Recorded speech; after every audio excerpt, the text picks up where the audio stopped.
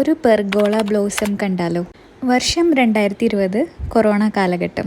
എല്ലാവരും മത്സരിച്ചിട്ട് bottle art ചെയ്യുന്നൊരു സമയം. എനിക്കും കുറച്ച് ബോട്ടിൽസൊക്കെ കിട്ടി. അന്നത്തെ സാഹചര്യത്തിൽ ഓപ്പണാക്കി വെക്കുന്ന ചില സ്റ്റേഷനറി കടയിൽ നിന്ന് കിട്ടുന്ന പെയിൻറ് വെച്ചിട്ടൊക്കെ ഓരോ ബോട്ടിലും പെയിൻ്റ് അടിച്ച് കളിക്കാൻ തുടങ്ങി. അന്നാണ് ക്ലിയർ വാർണിഷ് എന്നൊരു ഐറ്റം ഉണ്ടെന്നും അതടിച്ചാൽ നമ്മൾ അടിച്ച പെയിൻറ്റിന് പ്രത്യേക ഗ്ലേസിങ്ങൊക്കെ കിട്ടുമെന്നൊക്കെ അറിയുന്നത്. കൊറോണ കാലമല്ലേ, എവിടെ നിന്ന് കിട്ടാൻ? അങ്ങനെ ഒരു 7-8 ബോട്ടിൽസിന് അവൈലബിൾ ആയിട്ടുള്ള പേപ്പേഴ്സ്, കോയിൻസ്, മുത്തുകൾ ഇതൊക്കെ വെച്ചിട്ട് ഡെക്കറേഷനൊക്കെ തുടങ്ങി.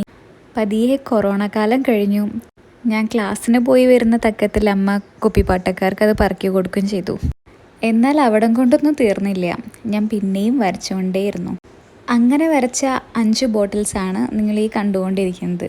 ഇത് കുറച്ചു കാലം മുന്നേ വരച്ചതായതുകൊണ്ട് തന്നെ ഇതിൽ അത്യാവശ്യം പൊടിയും ചെളിയൊക്കെ ഉണ്ടായിരുന്നു. വരച്ച പെയിൻറ്റിന് പ്രശ്നമൊന്നും വരാതെ എങ്ങനെ പൊടി തുടയ്ക്കാം എന്നുള്ളതാണ് നിങ്ങളിപ്പോൾ കണ്ടുകൊണ്ടിരിക്കുന്നത് കേട്ടോ.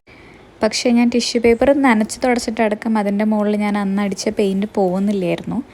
അത് കണ്ടപ്പോൾ ചെറിയൊരു സന്തോഷം. കുറേ മുന്നേ വരച്ചതാണെങ്കിലും അതധികം പൊടി പിടിക്കാതെ അത് മെയിൻറ്റെയിൻ ചെയ്യുന്നതിലും കാര്യമില്ലേ. അങ്ങനെ ഇവിടെ എല്ലാ ബോട്ടിൽസും ഞാൻ ക്ലീൻ ചെയ്തെടുത്തിട്ടുണ്ട്. അതിൻ്റെ ഒപ്പം തന്നെ ആ ഫ്ലവേഴ്സും കൂടെ ഞാൻ പൊടി തട്ടിയെടുക്കുകയാണ് കേട്ടോ. എന്തായാലും ഈ കുപ്പികൾ അമ്മ ആർക്കും എടുത്ത് പറക്കി കൊടുക്കാനായിട്ട് നിന്നിട്ടില്ല. കാരണം എന്താണെന്നല്ലേ, ഇവരിപ്പോൾ ഞങ്ങളുടെ വീട്ടിലൊരു ബ്യൂട്ടിഫുൾ ഷോ പീസും കൂടെയാണ്. എല്ലാ ബോട്ടിൽസിലും ഫ്ലവേഴ്സിൻ്റെ തീമായത് കാരണം ഞാൻ ഈ ഒരു സ്പോട്ടിനെ വിളിക്കുന്നത് പെർഗോള ബ്ലോസം എന്നാണ് കേട്ടോ. ഞങ്ങളുടെ പെർഗോള ബ്ലോസം നിങ്ങൾക്ക് ഇഷ്ടപ്പെട്ടിട്ടുണ്ടെങ്കിൽ ലൈക്ക് ചെയ്യാനും ഷെയർ ചെയ്യാനും സബ്സ്ക്രൈബ് ചെയ്യാനും മറക്കരുതേ. സജഷൻസ് കോമെൻറ്റ് ചെയ്ത് അറിയിക്കാനും മറക്കണ്ട. ദേ, ഈ പെർഗോളയുടെ സൈഡിലായിട്ട് ഒരു വോളുണ്ട്. അവിടെ ഒരു ബ്ലാങ്ക് ആയിട്ട് ഫീൽ ചെയ്തു. പേടിക്കണ്ട, നമുക്ക് നമ്മുടെ മിറർ ഗാർഡൻ ഉണ്ടല്ലോ. ഇപ്പം സംഭവം സെറ്റായില്ലേ? ഇതിപ്പോൾ എൻ്റെ ഒരു ഫേവറേറ്റ് സ്പോട്ടും കൂടി ആയിട്ടുണ്ട്. അപ്പോൾ താങ്ക്സ് ഫോർ വാച്ചിങ്. ബൈ.